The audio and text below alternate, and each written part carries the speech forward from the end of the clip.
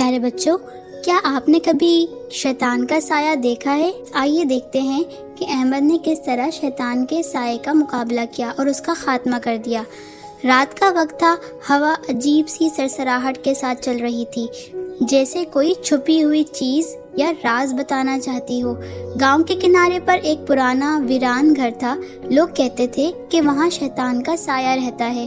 اسی گاؤں میں ایک 12 سالہ لڑکا رہتا تھا، احمد بہادر تو تھا، مگر کبھی کبھی وہ نماز میں سستی کر دیتا تھا اور رات کو موبائل پر گیمز کھیلتے ہوئے دیر تک جاگتا رہتا۔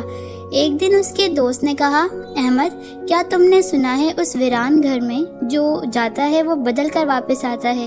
احمد ہنسا، یہ سب ڈرانے کی باتیں ہیں، میں نہیں ڈرتا۔ مگر اس رات کچھ عجیب ہوا۔ جب احمد سو رہا تھا، اچانک اسے محسوس ہوا جیسے کوئی اس کے کمرے میں موجود ہو۔ اس نے آنکھ کھولی تو کمرے کے کونے میں ایک سیاہ رنگ کا سایہ تھا۔ وہ سایہ آہستہ آہستہ اس کی طرف بڑھ رہا تھا۔ احمد کا دل زور زور سے دھڑکنے لگا۔ وہ بہت ڈر گیا تھا۔ وہ چیخنا چاہتا تھا مگر آواز نہیں نکل رہی تھی۔ پھر اسے اچانک یاد آیا، اس کی دادی ہمیشہ کہتی تھی، جب بھی ڈر لگے آیت الکرسی پڑھو، شیطان بھاگ جائے گا۔ احمد کانپتی آواز میں آیت الکرسی پڑھنے لگا۔ جیسے ہی وہ پڑھتا گیا، سایہ پیچھے ہٹنے لگا اور پھر اچانک غائب ہو گیا۔ احمد پسینے میں بھیگ چکا تھا۔ اگلی صبح وہ بہت پریشان تھا۔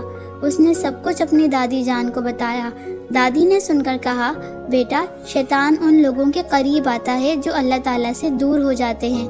تم نے نماز میں سستی کی، ذکر چھوڑا، اسی لیے وہ تمہارے قریب آ گیا۔ احمد کو اپنی غلطی کا احساس ہوا۔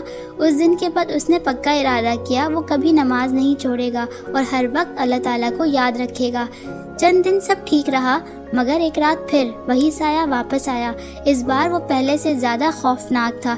اس کی آنکھیں سرخ تھیں اور آواز بھاری، احمد، تم مجھ سے نہیں بچ سکتے۔ احمد کا دل کانپ گیا، مگر اس بار وہ ڈرا نہیں۔ اس نے فوراً وضو کیا، جائے نماز بچھائی اور نماز پڑھنے لگا۔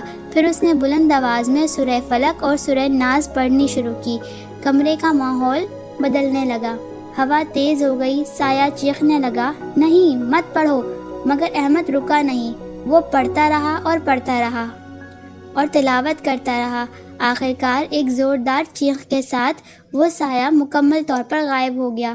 کمرہ پھر سے پرسکون ہو گیا۔ اس دن کے بعد وہ سایہ کبھی واپس نہیں آیا۔ احمد نے سیکھ لیا تھا کہ اصل طاقت نہ بہادری میں ہے، نہ جسمانی قوت میں، بلکہ اللہ تعالیٰ پر ایمان اور ذکر میں ہے۔ اب وہ روزانہ نماز پڑھتا، قرآن کی تلاوت کرتا اور ہر وقت اللہ کو یاد رکھتا۔ گاؤں کے لوگ حیران تھے کہ جس گھر کا سایہ سب کو ڈراتا تھا، وہ احمد کے ایمان کے سامنے ختم ہو گیا۔ پیارے بچوں، شیطان صرف ان لوگوں پر اثر انداز ہوتا ہے جو اللہ تعالیٰ سے دور ہو جاتے ہیں۔ نماز، قرآن اور ذکر ہمیں ہر برائی اور خوف سے محفوظ رکھتے ہیں۔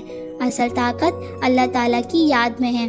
اگر آپ کو یہ کہانی پسند آئی ہو تو لائک کریں، سبسکرائب کریں اور اسے اپنے دوستوں کے ساتھ ضرور شیئر کریں، اور کمنٹ میں لکھ کر بتائیں کیا آپ کو بھی احمد کی طرح آیت الکرسی یاد ہے۔